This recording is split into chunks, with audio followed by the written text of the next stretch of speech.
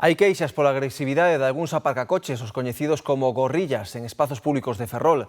A veciñanza queixase de roubos e rayadas nos coches e apuntan directamente a persoas que apareceron recentemente. Detrás, un problema de drogas.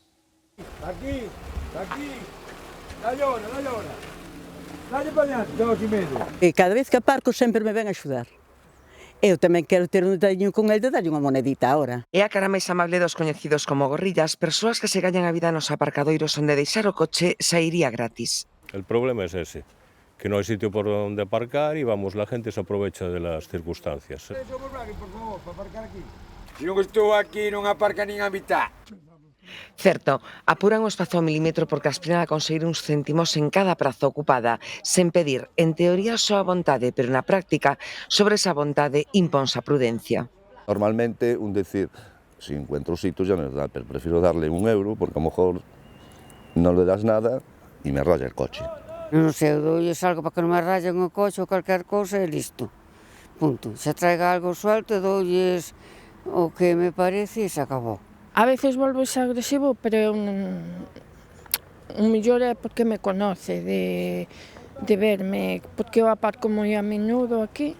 Por las tardes me dicen que sí, que hay mucha pelea por la tarde, que tiene habido robos o en los coches o rayazos.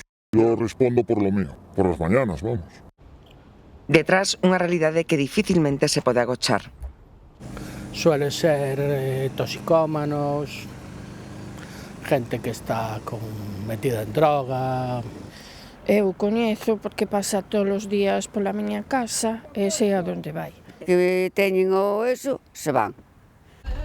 Precisamente esas presas para conseguir o mínimo para unha dose o que provoca enfrontamentos, moitas veces incluso entre eles, cando algún con pouco oficio salta as normas non escritas. Se van respetando los turnos, hay que no respete, hay que no. Yo estoy hasta la 1:30, luego viene otro. Van respetando, a mí me respetan el turno. Son anos de oficio, incluso décadas, e deixan claro que non mendigan, que só agradecen unha propina polos servizos prestados. Señora, buen día. Ya está, tranquila. Os propietarios de varios establecementos autoservizo de Ribeira denuncian a vaga de roubos e estragos causados nas últimas semanas por un ladrón. Téñeno identificado polas cámaras de seguridade e xustamente onte foi detido de novo, desta volta por outro delito de roubo con violencia. O presunto ladrón é un home moi coñecido en Ribeira, toxicómano de entre 30 e 40 anos alcumado El Pulpo e que ata hai pouco residía no coñecido edificio ocupado das Avesadas, recentemente desaloxado. No último mes, a súa presenza nesta lavandería da Praza de Ourense de Ribeira é constante. En canto os clientes deixan roupa na secadora, entra e leva o que lle peta. Os propietarios do establecemento están máis que fartos da situación. 6 denuncias á mesma persoa, o mesmo individuo, un toxicómano, que se dedica pois a abrir as lavadoras, a abrir, remexer, buscar a roupa que lle gusta e levala. Como é hurto, non se lle pode facer nada, entonces acumulación de delito, hasta esta última que a fixeron aquí ao lado no vending, que fixe un desperfecto de 435 euros máis ou menos. Na zona lindeira das máquinas expendedoras a cousa non é diferente. O sospeitoso golpea con forza os dispositivos ata rompelos e deixalos inservibles.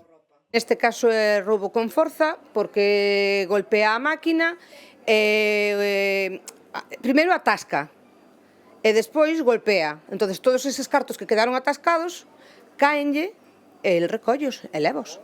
É que iso agora ten que vir o técnico a reparala, ten que pedir a peza, o mellor pola volta botas 15 días ou un mes sin poder traballar, co cual esas pérdidas son incalculables. Por desgracia é o que hai, ou ten que matar a alguén, ou non sei o que terá que facer para que o sistema cambie. Dase a circunstancia de que onte mesmo a Policía Nacional detivo a ese home por un roubo con violencia. Os feitos ocorreron o domingo cando se achegou por detrás a unha viandante e presuntamente golpeouna cunha pedra na cabeza provocándolle un corte. Despois botou man ao bolso que portaba a muller e levoulle a carteira e o teléfono móvil.